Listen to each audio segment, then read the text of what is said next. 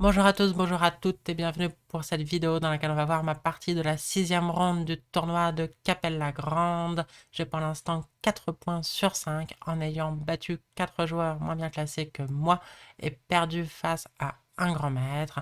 J'affronte lors de cette sixième ronde un autre grand maître, Momchil Nikolov de Bulgarie. Il n'est plus que classé 2433 Elo, mais il a été proche des 2600 Elo. Donc la tâche s'avère rude, d'autant plus que c'est quasiment victoire obligatoire pour rester dans la course à la norme. En effet, j'ai déjà joué 4 joueurs non titrés et c'est le maximum absolu pour pouvoir faire une norme lors d'un tournoi en 9 rondes. Donc si jamais je perds ou si je fais même que match nul, je risque trop d'affronter un cinquième joueur non titré et donc je pourrais plus faire de normes quand bien même après je termine avec 3 sur 3. Donc j'ai les blancs, j'ouvre par D4, cavalier F6, cavalier F3, D5 maintenant. Un ordre de coup qu'on voit très souvent à haut niveau, beaucoup moins au niveau amateur. En général, si les noirs veulent jouer avec D5, mais ils jouent D5 au premier coup. Donc pourquoi le faire que au deuxième coup? Parce que ça évite bien des variantes, notamment dans le gambit dame variante d'échange, où ce cavalier là qui est en F3 viendrait en E2. Après C4, E6, parlant de variante d'échange, j'échange. Pourquoi? Pour retrouver la structure Carlsbad que j'ai souvent à couleur inversée. C'est-à-dire dans la carocane, que comme vous le savez sûrement, je joue avec les noirs. Quand les blancs prennent, on a la même structure de pion, couleur inversée. Donc même si je maîtrise pas du tout cette position précise, que je joue peu avec les blancs, j'ai quand même pas mal d'idées vu que c'est mon répertoire, couleur inversée avec un temps de main. Après C6, j'ai joué Dame C2. Alors ça fait partie de la configuration idéale des blancs, la Dame en C2. On peut se demander pourquoi la mettre tout de suite et pas juste jouer Fou G5 qui paraît quand même plus naturel. Il y a une raison précise. Cette raison, c'est pas Fou F5. Mais pour comprendre quelle est la meilleure suite, il faut comprendre ce qui se passe sur Fou F5 là. La réaction typique après Fou F5, c'est Dame B3. Si on essaye juste de se développer et de jouer Fou D3, les noirs ont égalisé, sont contents et bon, bah voilà. Donc après Dame B3, les noirs ne veulent quasiment jamais faire B6, et là ça fait pas exception. B6 sera un très mauvais coup, beaucoup trop affaiblissant. Il y a même un gain direct, c'est le coup E4. Il faut toujours calculer avant de s'embarquer là-dedans, mais ça marche très souvent, même dans les Slaves aussi, quand il y a Dame B3, B6, bim, E4, et ça gagne. Une des variantes, c'est pion prend 4, cavalier E5, menace mat. Tout de suite, on prend une énorme initiative. Fou E6 est plus ou moins forcé. Et bim, fou C4, on continue l'initiative. Sur fou prend C4, dame prend C4, on menace mat à nouveau, on menace le pion C6, le pion E4 va pas faire long feu, le roi noir est au centre sur une colonne qui va s'ouvrir, enfin plus ou moins ouverte, et dont les blancs vont pouvoir profiter rapidement. On comprend que l'ordi affiche déjà plus 3. Et donc, on pourrait se dire, bah, les noirs font dame B6, c'est le truc assez standard. Et c'est vrai que quand les noirs reprennent par après B6, mais que c'est pas des pions doublés isolés, ils sont contents. Sauf que là, ils sont beaucoup moins contents d'avoir des pions F doublés et isolés, eux. Donc cette position, ça serait pas mal pour les blancs, mais les noirs peuvent être très malins. Et après fou G5, jouer H6. Et après fou H4, jouer fou F5 maintenant. Et après dame B3, on veut faire dame P6 sans qu'il y ait cette histoire de fou prend F6. Et donc, on fait G5 d'abord. Dame prend B7, je prends H4, dame prend A8, c'est une fausse bonne idée. Les blancs gagnent une qualité, mais ils se font enfermer la dame et ça va pas du tout. Il va y avoir fou D6, roc et la dame va être perdue à terme. Et puis, bon, sans parler de dame prend B2 hein, qui menace grandement. Donc ça va pas. Et si on joue fou G3, et ben maintenant les noirs font dame B6 et ils ont plus qu'égalisé. Et cette structure-là, sans le désavantage des pions doublés isolés, elle est juste avantageuse pour les noirs. C'est très difficile à jouer pour les blancs et très facile à jouer pour les noirs. Ils vont faire B5, souvent B4, même sur A3, on fera B4 quand même. Après B5, il y a aussi des idées de ramener le cavalier, donc ça va pas. Donc bref, vous savez maintenant pourquoi dans cette position je n'ai pas joué fou G5 mais dame C2. Fou E7, je me suis développé G6, un bon coup pour faire fou F5 malgré tout. Vous voyez à quel point c'est important de réussir à développer ce fou pour les noirs. On est prêt à jouer G6 même si c'est affaiblissant, hein, ce G6, pas pour faire un ghetto parce que le fou est déjà là. C'est une concession, mais faire fou F5 c'est une vraie réussite. Donc fou F5, fou D3. prise. Et ici, il a joué cavalier BD7. On peut se dire, bah, pourquoi pas un roc? Une des possibilités, c'est de prendre le cavalier et ensuite de faire H4 pour faire H5 et puis une bonne attaque. Et sur H5, on va envoyer grand roc, on va envoyer G4 derrière, et c'est chaud. Donc c'est pour ça, les noirs font cavalier BD7, et ici, bah, du coup, pas de petit roc. Évidemment, les noirs doivent réussir à faire petit roc, donc il joue cavalier G4 pour chasser mon fou. Je le remets en F4, il peut roquer, donc on peut se demander le pourquoi de cette opération, mais je gagne un tempo sur le cavalier G4 en jouant un coup qui est utile dans tous les cas, le coup H3. Le cavalier revient en F6 et je rock, et voilà, c'est la fin de l'ouverture. L'ordi affiche 0-0-0. Donc bon, bah, il a réussi à égaliser, mais c'est une structure Carlsbad tout à fait standard. Et les blancs ont deux plans potentiels, l'attaque de minorité, la fameuse, et également la poussée E4, si voilà, je montre plutôt du cavalier BD2 et E4 ensuite, parfois aidé de F3 pour pouvoir reprendre du pion F. Il y a eu tour E8, et ici j'ai joué un coup qui peut ressembler un peu mystérieux, j'ai joué Dame C2, à nouveau. Alors, je connaissais plus hein, la théorie, même si je pense qu'il y a encore des parties ici, mais c'est des idées assez standards. Si on veut faire l'attaque de minorité, on peut se dire, bah, je commence par tour B1 et j'envoie B4, et puis on économise le coup Dame C2. Mais après A5 empêche B4, si on veut faire A3 pour quand même faire B4 et l'attaque de minorité, les noirs peuvent jouer A4, fixer l'aile dame des blancs, et maintenant sur Dame C2, il y a B5, et ça c'est pas du tout ce qu'on veut voir, avec le cavalier qui va débarquer en C4, et on n'a plus du tout d'attaque de minorité. Maintenant si on joue un B3, bah, le pion A3 sera très faible, les noirs prendront, et le pion A3 devrait tomber. Donc vous comprenez pourquoi j'ai joué Dame C2, même si évidemment tour B1 peut être joué, mais juste il ne faut pas faire A3 bêtement. Et là, mon idée, c'était que sur un coup comme A5, j'ai pas encore mis la tour en B1, et je pouvais plutôt choisir l'autre plan, avec peut-être tour AD1, tour E1, et puis cavalier 2 et E4. Et dans ces cas-là, les noirs peuvent regretter d'avoir joué bah, déjà un coup qui coûte un tempo, et qui peut être aussi affaiblissant. Mais il m'a joué cavalier B6, malin. Il a senti que je voulais faire mon attaque de minorité, et donc il s'est dit, bah, quand elle va jouer B4, tôt ou tard, je pourrais m'installer en C4. C'est un coup typique de la Carlsbad et un coup typique de grand maître. Ici, il y a encore des parties. Il y a notamment une partie de Lazavik, le très fort blitzer ukrainien, qui a joué ici cavalier E1 pour aller vers la case D3. C'est une position égale, mais il a gagné tranquillement en mettant exécution. Donc vous voyez maintenant A3, il n'y a plus A4, le plan de l'attaque de minorité classique. Il a créé un affaiblissement, et cette position, elle est déjà peut-être gagnante d'après l'ordi. Et effectivement, il a fini par la convertir. Il y a cette grosse faiblesse, l'aura noire qui peut être plus faible. Et bon, est-ce que ça suffit pour gagner? Pas toujours, mais en tout cas, évidemment, j'aurais été très contente d'avoir ce genre de position. Évidemment, cavalier 1, c'est pas un coup gagnant, hein.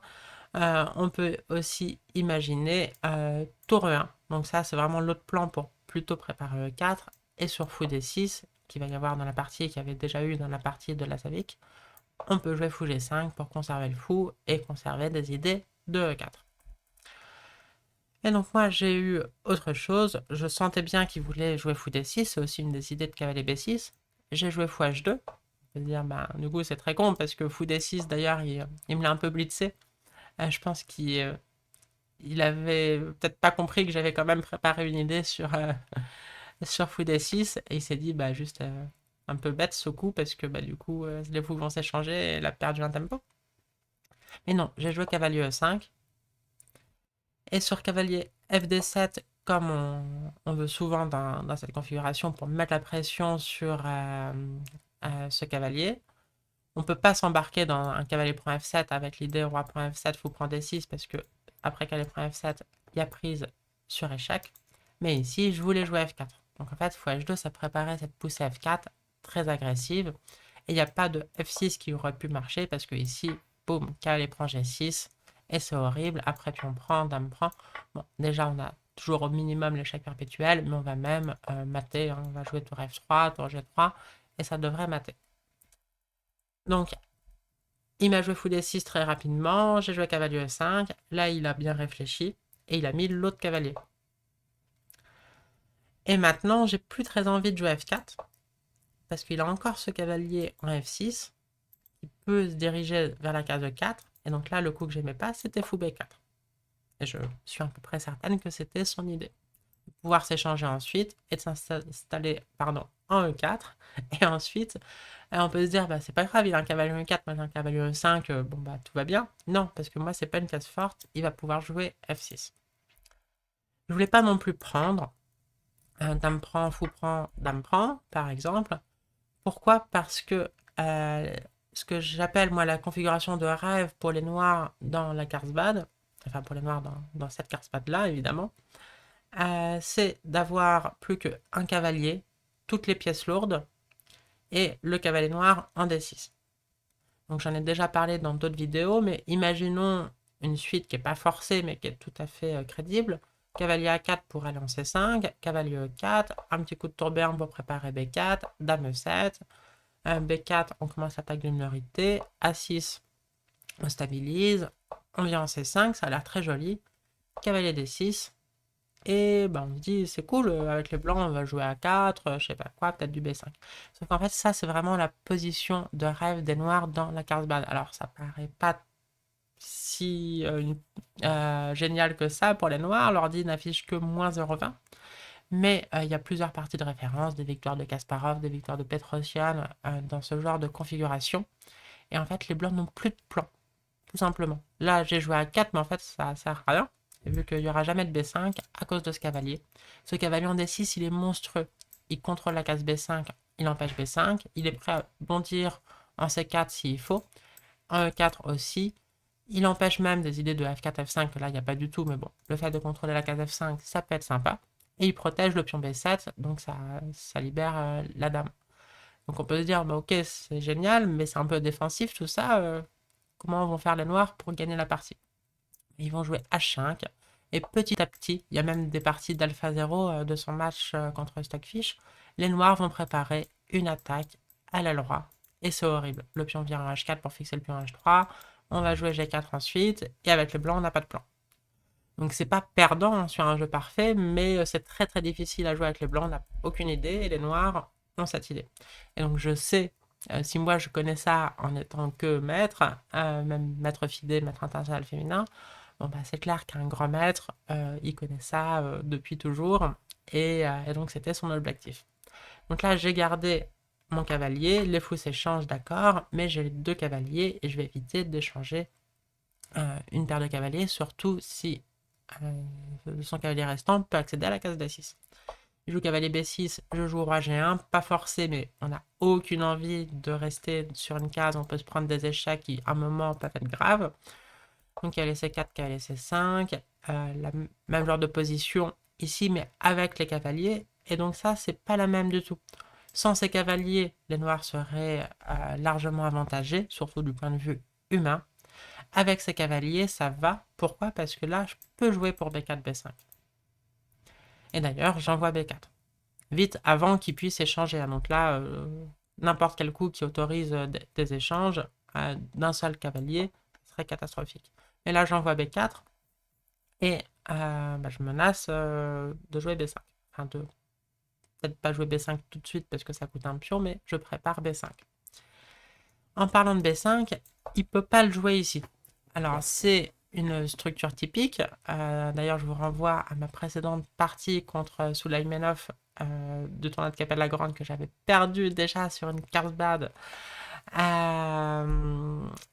avec cette structure. Mais ici, c'est pas bien pour les noirs. Donc l'idée de B5, c'est de stabiliser la case C4 et de s'installer en C4 avec le cavalier. Et puis tout va bien dans le meilleur des mondes. Même on peut imaginer un jour s'échanger en C5 et quand les blancs reprennent, ils n'ont pas de pion passé. Mais ici, il y a A4 qui pose problème. Sur A6, on va jouer tour A2 plutôt que tour A3 cavalier C4. Donc on joue tour A2 et on va doubler. Sur cavalier C4, on joue tour A1 et on menace de prendre et de prendre. Et c'est très dur pour les noirs. Ils n'ont pas envie de prendre là, sinon Le pion A6 va vite être perdu. Et ça serait horrible. Donc, il n'a pas joué B5, il a joué B6. Super coup. Super coup, pourquoi? Parce que c'est pas toujours super, justement. Ça affaiblit le pion C6, qui est maintenant arriéré sur une colonne ouverte, qui peut plus être protégé par un pion, et donc potentiellement c'est très affaiblissant. Mais tout est sous contrôle, c'est un grand maître qui joue. Bon. Alors déjà, on ne peut pas s'incruster en A6 ici. Il y a Dame C8, et sur B5, il y a pion prend B5, et c'est horrible. Donc, cavalier D3, il s'installe quand même en C4.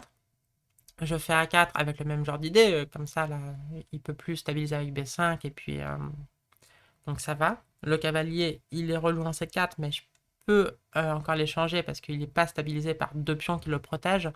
Hein. S'il a ces deux pions, s'il avait ces deux pions qui le protégeaient bien, et que je les change, il reprend, il a un pion passé protégé.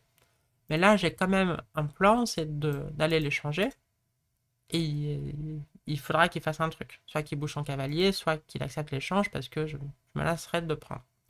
Donc il a joué tour C8, j'ai bougé ma dame de la colonne de la tour adverse, il a joué dame D6, et là j'ai mis ma tour en D1, pas le plus précis. Je sais plus trop pourquoi j'ai choisi cette case. Est-ce qu'il y avait une raison concrète? Peut-être que dans une variante, je voulais peut-être éviter des C5 un jour. Je sais pas. Mais en tout cas, il valait mieux aller en C1. Et là, il y a une explication très logique.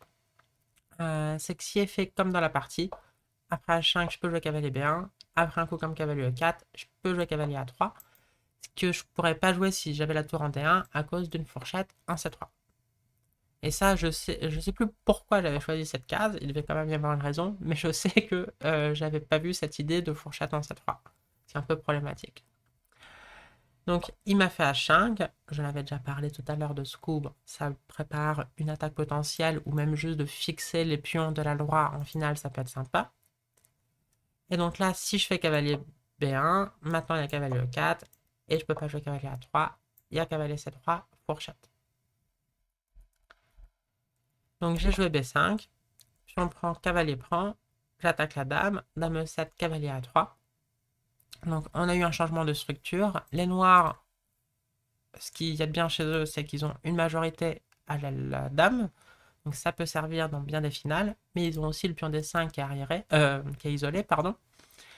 Et donc si je peux échanger tranquillement ces cavaliers, ça peut aller très bien même. Ce genre de finale, si... Bon, c'est encore un autre si, mais donc si j'arrive à échanger ce pion A contre un des pions, et ils vont finir avec deux pions isolés.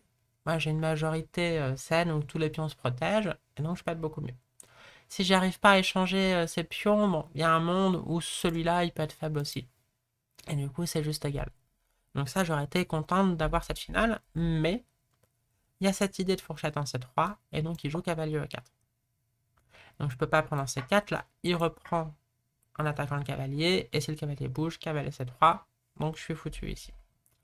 Donc j'ai joué tour D1. Évidemment, ça a perdu un tempo et c'est un aveu d'échec du coup tour D1. Et c'est ce qui fait la différence entre une position où j'aurais été du bon côté de l'égalité et là où je suis un peu moins bien.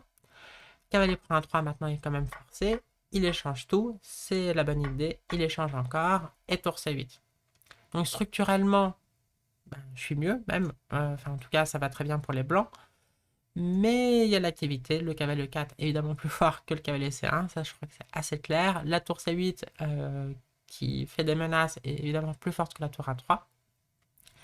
Et après cavalier D3, il a souligné les défauts de ce pion A4 en jouant A5. Un coup très intéressant. L'ordi conseille même tour C3. Bon, on échange. Cavalier B2 est forcé pour protéger le pion. Et ici, il joue H4 pour fixer la structure un peu. Et cette finale, elle est probablement nulle, mais difficile à jouer pour les blancs. On ne voudrait pas que les noirs arrivent à créer un pion passé éloigné. On dit souvent que les finales de cavalier, c'est un peu comme des finales de pion. Donc le pion passé éloigné, il vaut cher.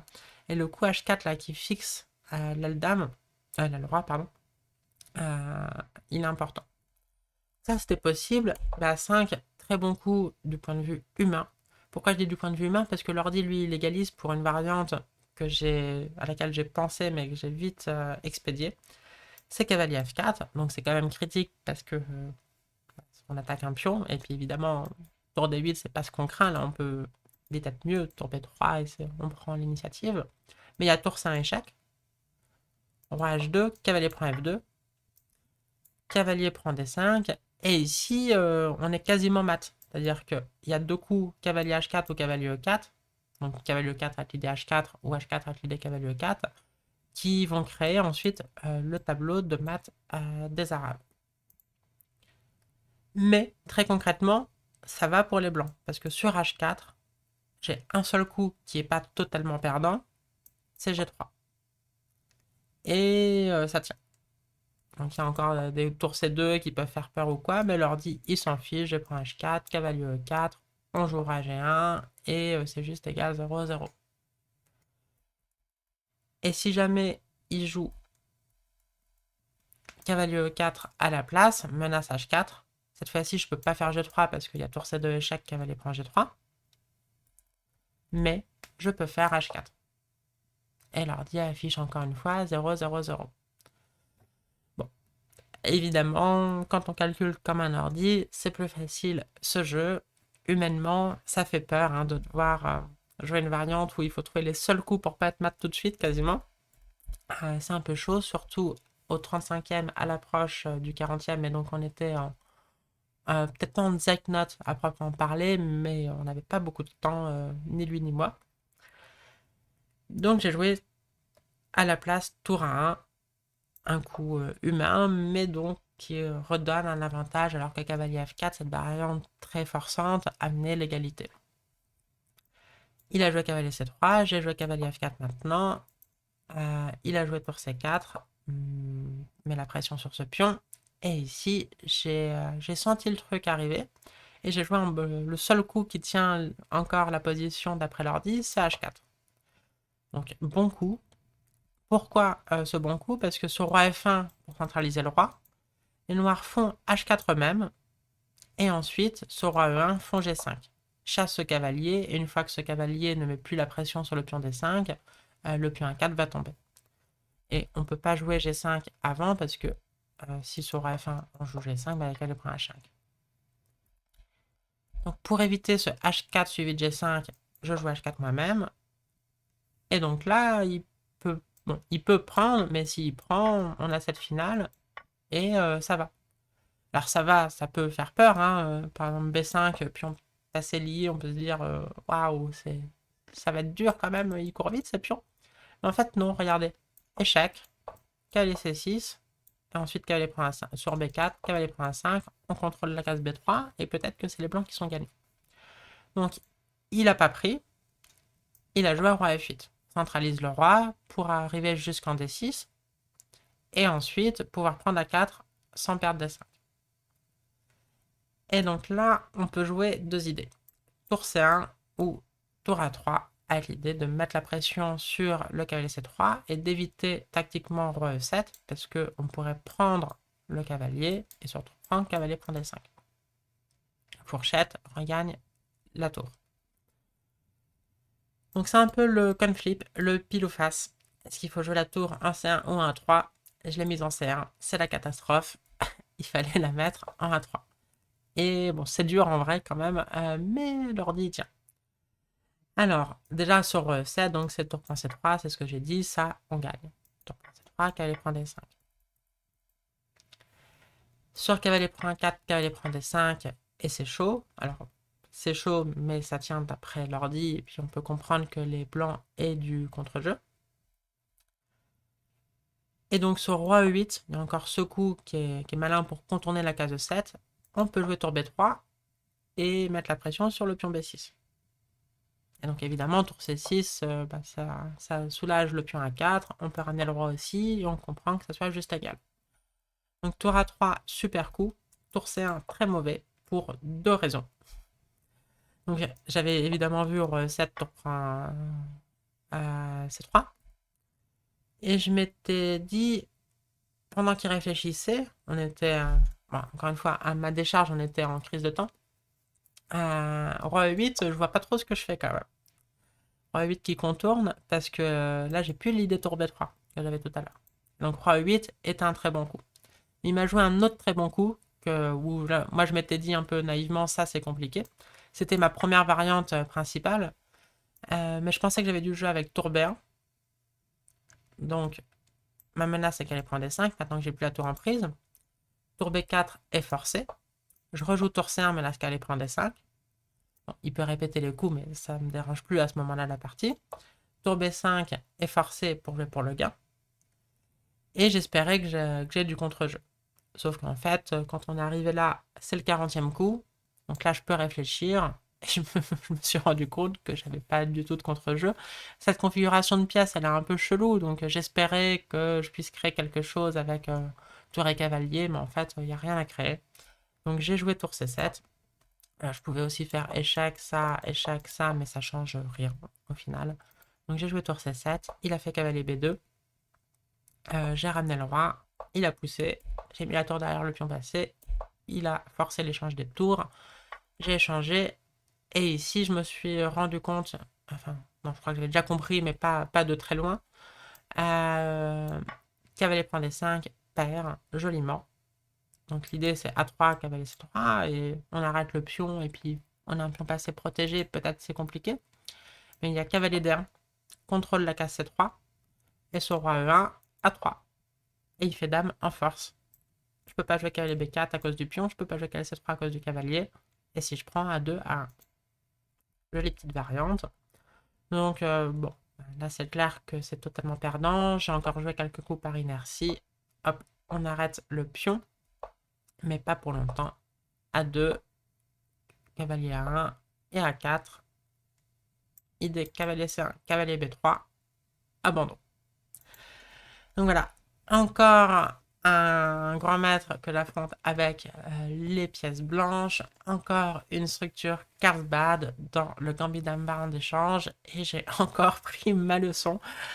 Bon, au moins j'apprends des nouvelles choses à chaque partie, j'espère que vous aussi, et que avec moi vous progressez grâce à mes défaites, et si ça vous a plu, cette petite leçon qui pour vous ne vous coûte pas de points hello, vous pouvez laisser un petit like. Mais donc fin de mon tournoi, en tout cas fin de ma course à la norme, vu que effectivement j'ai joué un joueur non titré lors de la 7e ronde, et donc je pouvais plus faire de normes. Donc fin de ce Road to WGM à Capelle-la-Grande, mais évidemment il y aura d'autres tournois, d'autres occasions. Allez, à bientôt, ciao!